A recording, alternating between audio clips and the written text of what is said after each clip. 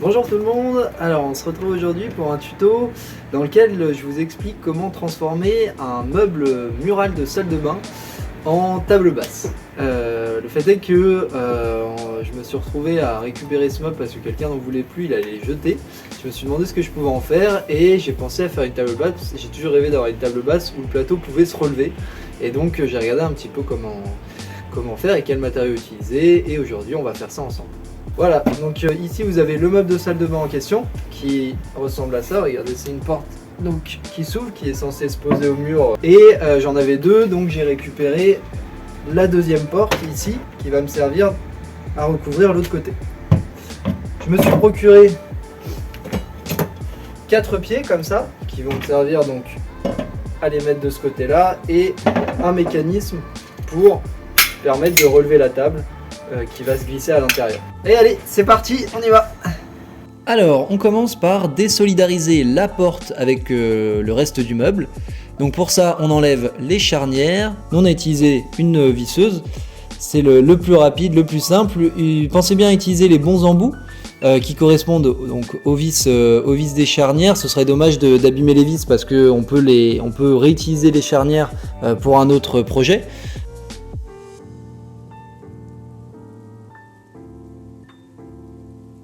Ensuite, on enlève les petits bitonniers en plastique qui permettaient de tenir et de tenir bien comme il faut les charnières. C'est un peu compliqué à enlever. On a utilisé un tournevis plat et un autre petit outil qu'on a trouvé dans la caisse à outils. Ça fonctionne bien. C'est un peu galère, mais ça se fait relativement bien.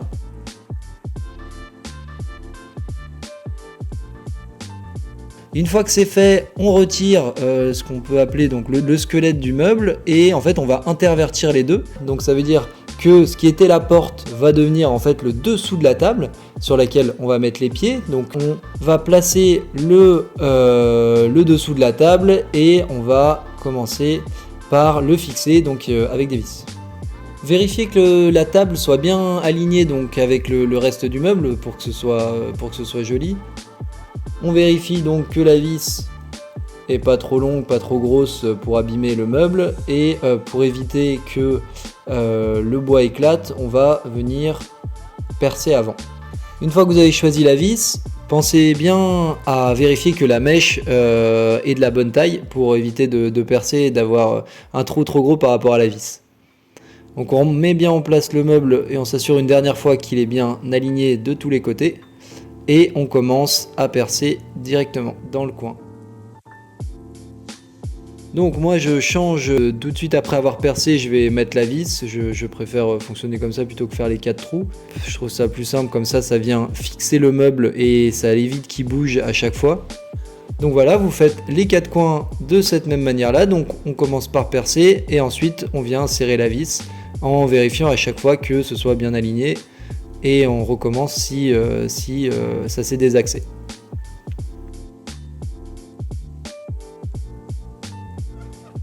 Une fois qu'on a fixé le dessous de la table, on passe aux 4 pieds. Vous venez positionner les pieds à l'endroit où vous voulez et utiliser un crayon de papier pour marquer l'endroit où vous allez percer comme repère. Maintenant on va fixer les pieds. J'ai choisi de percer avec le pied directement installé parce que je trouvais ça plus rapide. Alors surtout, pensez bien à utiliser des vis à la bonne taille, donc des vis qui ne sont pas plus longues que le dessous du meuble, donc que la planche. Comme je le disais tout à l'heure, pensez bien à choisir la bonne taille de mèche par rapport à la taille de la vis. Mais aussi de choisir le bon embout qui va correspondre à la vis utilisée. Tout simplement, on suit le même processus pour chaque pied, c'est toujours pareil, on perce, on visse. Et ça 4 fois.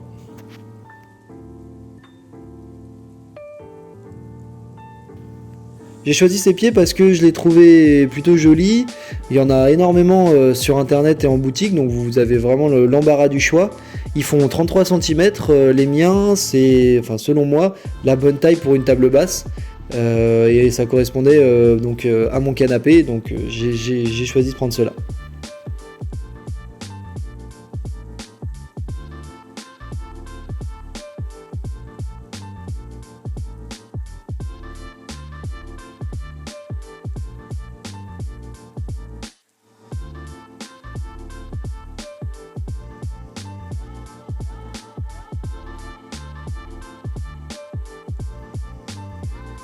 Ça y est, on a posé les 4 pieds, on va vérifier ce que ça donne sur le sol, on va voir si c'est pas trop bancal.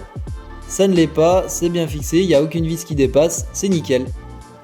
On installe maintenant le mécanisme qui permet à la table de se relever.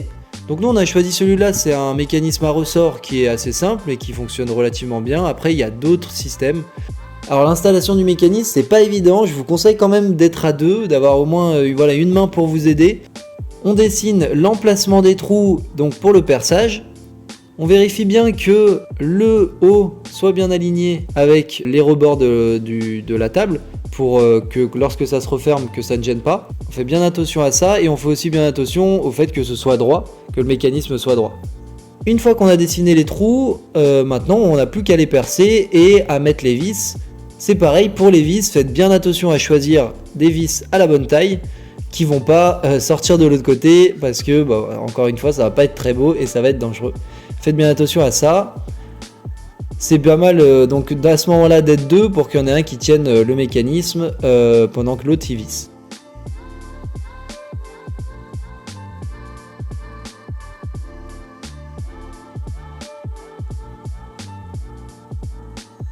Même schéma de l'autre côté, vous dessinez donc l'emplacement des trous, on perce et on fixe le mécanisme avec les vis.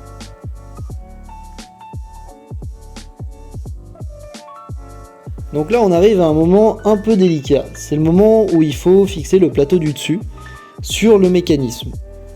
Pour savoir à quel niveau on va fixer la planche par rapport au mécanisme, on a utilisé une petite technique, alors c'est pas évident à expliquer mais ça a plutôt bien fonctionné pour nous. En fait on a posé la planche sur le bloc en la décalant un peu par rapport au mécanisme. On a pu mesurer la distance entre les trous du mécanisme dans lesquels on va venir insérer les vis et le rebord extérieur du bloc.